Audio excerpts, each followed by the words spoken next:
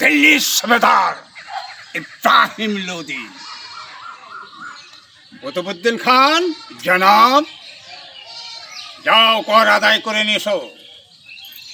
জোর আদায় করবে, কিছু বকিয়া রাখবে না, সব জোর আদায় করবে। যাও জনাব, জোর আদায় করবো। হ্যাঁ, জোর আদায় করবে। কর কর খাজনা বকি রাখবে না। চাষি, আমি এসেছি তোমার জন্যে, কর আদায়ের জন্য আমি এসেছি। তোমাদের কর সব বিলকুল নিয়ে এসো। জনাব, 4-5 বছর থেকে আমাদের অনাবৃষ্টি, আমরা চাষ করতে পারিনি। জনাব, খাজনা দেবে না, হারামখোর। জমিদারের জমি চাষ করবে আর খাজনা কর দেবে না। 100 বার তোমাদের কাছ থেকে আমি কর আদায় করে নেব, বকিয়া রাখবো না। আমি 1 পয়সা বাকি বকিয়া রাখবো না।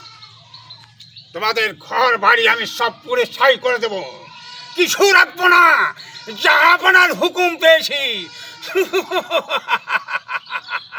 বাঁচাও, আগুন ধরে পুড়িয়ে দিলে, আমাকে শেষ করে দিলে। এই কুতুবউদ্দিন খান আর কিছু রাখলো না। জানাও, আমাদেরকে শেষ করে দিলে। জানাও।